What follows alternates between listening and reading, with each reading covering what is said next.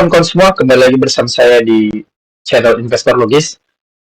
Terima kasih untuk kawan-kawan yang masih sampai sekarang ini masih mengikuti channel ini dan menonton video-video di channel ini.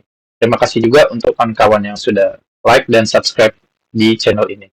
Nah, karena beberapa bulan ini saya sudah jarang upload video karena kesibukan kerja dan yang lain-lain, saya tadi sudah buat video yang di pertama untuk mengupdate dan menyegarkan kembali ingatan kita tentang pasar saham di Indonesia. Nah, apakah sampai saat ini saya masih investasi saham? Masih dong. Dan seluruh aset saya itu saya taruh di, nggak seluruh sih, 75% di saham dan 25% di properti rumah gitu kan. Nah, sekarang di video kali ini saya akan menjawab beberapa komentar dari kalian yang mungkin saja sudah lama tidak dibalas, dan ada beberapa komentar yang menurut saya memang saya harus jawab dan saya luruskan gitu kan. Oke. Sekarang kita bahas satu persatu. Nah, ini YouTube-nya, subscribe ya. Nah, ini kita lihat dulu. Oke. Kita lihat komen. Nah, ini dari @tamapurba82. Dia komentar di video saya yang tentang saham, analisa saham BJBR cocokkah untuk invest jangka panjang gitu kan. Nah, dia berkomentar, sekarang bulan 10 harga saham tinggal 1.000, reksadana semua pada buang barang, gimana nih? Nah, sekarang kita lihat dulu misalnya harga saham BJBR itu sendiri kan. Nah, harganya 970 hari ini kan. Dalam 1 tahun terakhir berapa nih? Nah, dia udah turun 16% ya kan. Nah, kalau misalnya dia berkomentar seperti ini, Tamapurba 82, untuk menanyakan gimana respon saya untuk saham BJBR per saat ini, 4 Oktober 2024, saya tidak bisa untuk memberikan saran itu secara detail langsung. Karena apa? Karena ketika kita meminta saran tentang saham ini misalnya, ya kita sebagai analis harus analisa dulu dong. Harus kita tahu informasi terbarunya, kita lihat laporan keuangannya, apakah ada perubahan terhadap direksi dan komisarisnya, ya kan? Itu berbeda situasinya dengan pas kita analisa di kapan dan saat yang bagaimana, gitu. Itu jawabannya. Tetapi memang saya ada baca kabar belakangan ini bahwasanya KPK itu ada sedang memeriksa direksi atau komisarisnya dari BJBR yang terindikasi kasus korupsi gitu kan. Nah, kalau misalnya, nah baru ini satu lagi kan saya udah balas juga di sini kan. Saya balas gini, Bang, kalau kita sudah belajar beli saham itu, kita sudah tahu kapan harus beli dan jual, di harga berapa dan melakukan apa. Akan lebih baik kalau kita melakukan analisa sendiri. Di sini saya hanya sharing, pengetahuan aja. Kalau keputusan jual beli itu ya putuskan sendiri. Terima kasih. Nah, maksud saya untuk membalas komen seperti ini adalah ketika kita memutuskan untuk membeli saham, kawan-kawan, sekalipun kita mencari referensi pemikiran dari YouTube atau dari Google atau dari berita, baca berita dari manapun gitu, kita tetap harus punya analisa kita sendiri. Jadi YouTube ini, channel ini, misalnya saya buat video analisa saham Pegas gitu kan, bukan berarti kalian harus beli saham Pegas juga. Enggak, saya hanya menganalisa saham Pegas untuk menambah referensi terhadap kita semua. Barangkali ada yang mau berencana beli saham Pegas. Jadi kita bisa bertukar pikiran di situ kan. Misalnya pendapatku gimana tentang saham ini, pendapatmu gimana, pendapat si A gimana, pendapat si C gimana. Kan kita bisa tambah referensi gitu. Jadi kita bisa membuat analisa itu kita jadi banyak kaya akan referensi gitu kan. Nah, itu fungsinya YouTube ini. Dan YouTube ini juga fungsinya untuk memberitahu bagaimana cara saya proses analisanya itu sehingga sampai di decision untuk beli saham itu gimana gitu. Nah, itu yang saya mau sharing di sini. Bukan berarti kalau saya bilang analisa sampai guys, kalian harus beli sampai guys, enggak juga gitu. Ya justru kalau bisa komen aja gitu kan, sampai guys menurut saya jelek karena ABCD. Enggak apa-apa, tapi argumentatifnya itu jelas, ada landasan berpikirnya gitu. Nah, itu saja yang menurut saya harus saya luruskan. Jadi ketika kita ingin membeli saham, kita itu sudah analisa sendiri dan kita sudah tentukan berapa kira-kira harga jual kita pada saat kita sudah membeli itu, berapa target harga price kita itu untuk menjual saham ini gitu. Nah, itu menurut saya yang harus saya luruskan. Oke, terima kasih. Nah, kemudian kita baca lagi komen dari misalnya @celicila. Dia berkomentar di video yang analisa fundamental saham BRIS apa yang membuat sahamnya naik. Nah, ditunggu analisa BRIS terbaru, Bang. Saya balas. Baik, oke. Nah, itu nggak apa-apa. Ya, mungkin dia mau update. Nanti mungkin kita update lagi ya. Nah, terus ada yang komentar, Proden Tengtap 8408 berkomentar. Nah, dia berkomentar di video saya menganalisa apakah saham BMTR dan MNCN value trap mikir. Nah, dia berkomentar, saham itu untung berapapun jika tak punya DPS. DPS ini maksudnya dividen share gitu ya. Bullshit. Jangan jadi pengamen YouTuber. Pak LKH bukan segala-galanya bagiku. Nah, kalau dia bilang Pak LKH bukan segala-galanya bagiku, ya udah apa. Dan dia bilang jangan jadi pengamen YouTuber. Maksudnya jadi pengamen YouTuber itu gimana? Saya YouTube untuk ngamen supaya dapat uang. Nggak perlu saya uang, bro. Saya udah ada gaji dari kerjaan saya cukup banyak, dan saya juga udah ada penghasilan dari saham saya. Jadi YouTube ini ya sharing aja. Kalau memang pada akhirnya berhasil dan menghasilkan uang, ya kenapa? Kan nggak salah juga.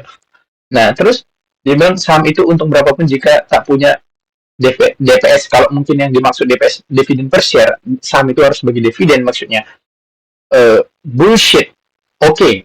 Kalau di sini saya 80% setuju, 20% enggak. Kenapa? Karena saya juga mendukung apa yang abang bilang gitu, kayak saham itu harus bagi DPS, saya bagi dividen saya setuju gitu.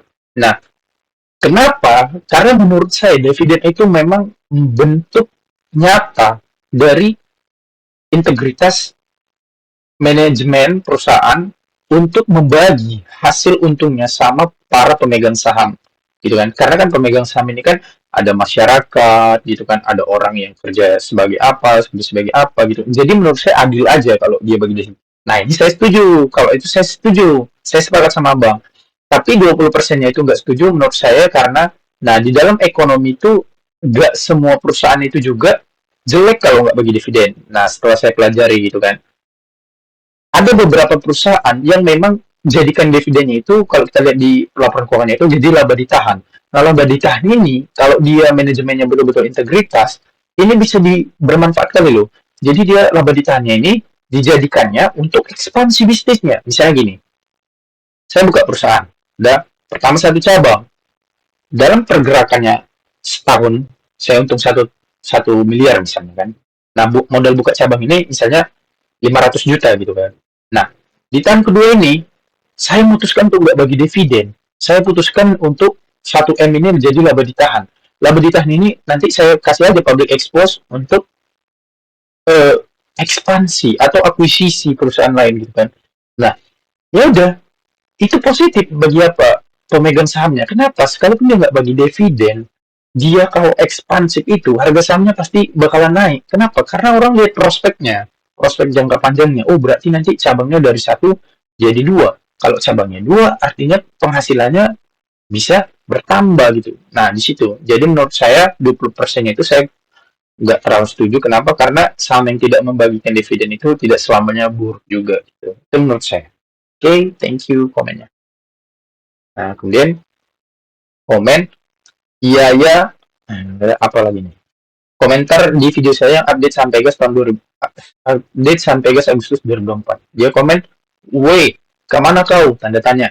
Vegas bagaimana ini? INJ ya, typo dia. Oke, nah di sini bang, saya berkomentar seperti itu di sini bang gitu kan ya, kemana ya di sini gitu kan. Vegas bagaimana ini? Nah, jadi terkait Vegas ini kawan-kawan, Vegas bagaimana ini? Nah, berarti satu dulu pertanyaannya.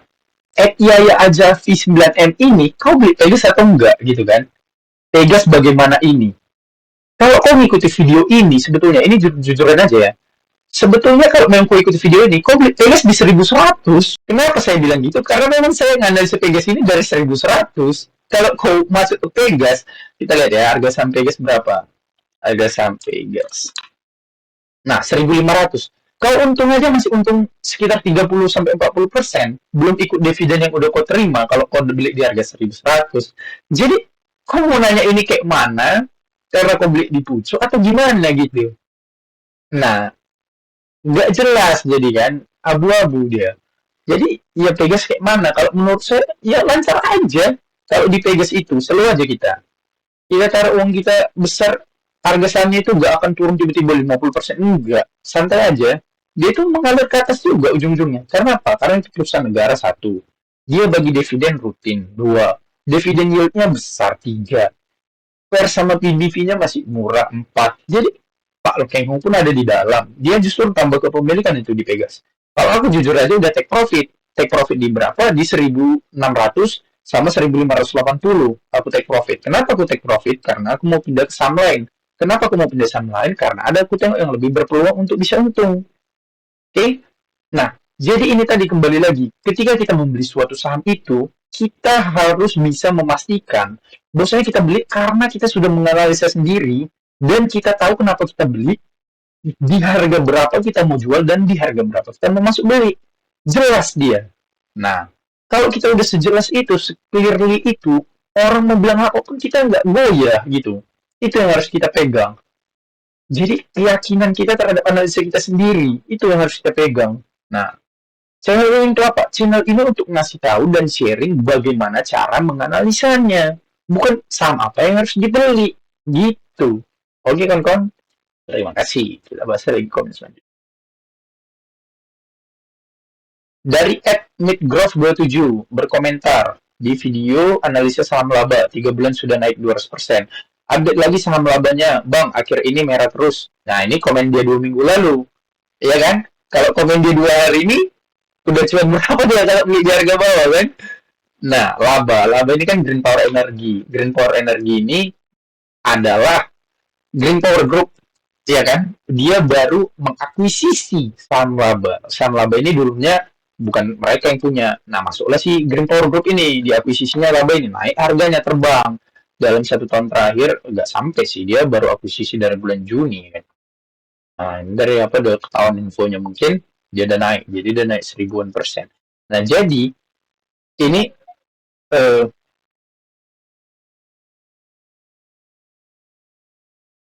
terus terang aja ya, aku beli saham laba ini di 400-an apanya average-nya, dan aku udah jual di 615. Oke, jadi aku udah untung. Dan kalau situasi untuk analisa di sekarang, aku belum analisa lanjut. Jadi terakhir kali aku jual itu kenapa? Karena dia ada info mau tender offer. Tender offernya di harga 121. Nggak masuk akal aja menurutku. Di market harga sahamnya 600, dia mau tender offer 121 kan, nggak pas aja aku rasa gitu. Ya udah, jadi aku jual. Nah, tapi biasanya saham yang kayak gitu dia hanya untuk persyaratan bursa aja, tender offer wajib itu.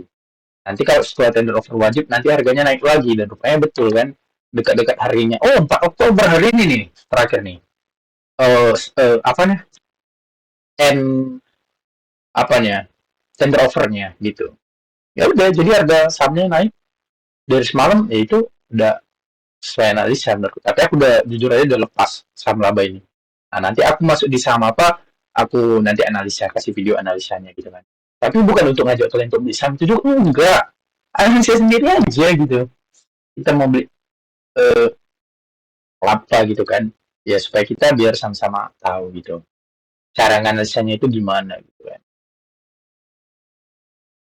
Oke, itu aja dulu yang bisa kita analisa. Nanti kita lanjut lagi videonya. Sampai sini dulu video ini. Terima kasih untuk yang kawan-kawan yang udah berkomentar. Sekali lagi saya sangat senang untuk kawan-kawan yang sudah berkomentar. Terima kasih. Terlepas bagaimanapun komentar itu, saya berterima kasih. Karena itu buktinya kalian mengapresiasi dan menonton video saya. Oke, sampai jumpa di video berikutnya. Thank you. Halo kawan-kawan semua, khusus untuk kamu yang masih pemula dan dari nol sekali, saya sudah menyiapkan e-book untuk belajar langkah-langkah investasi saham dari nol lewat ebook ini. Ebook ini akan membantu dan menuntun kamu sampai kamu sah layak disebut menjadi investor saham. Untuk kamu yang sudah paham dasar-dasar investasi saham, saya menyiapkan ebook ini khusus untuk mendalami metode investasi saham yang saya gunakan, yakni Dividend Value Investor. Untuk kamu yang ingin tahu caranya, saya menjual ebook ini khusus untuk kamu ya. Nah, khusus untuk kamu yang ingin langsung belajar lengkap langkah-langkah investasi saham dari mulai nol sampai ke ilmu terakhirnya, kamu bisa langsung memiliki 3 ebook ini. Semua pengetahuan yang saya ketahui sudah saya tuangkan di sini. Kalau kamu butuh dan tertarik, silakan chat WA nomor di samping ini ya. Terima kasih. Nah, untuk kamu yang berminat belajar kelas online private ataupun offline, silakan hubungi nomor di bawah ini ya.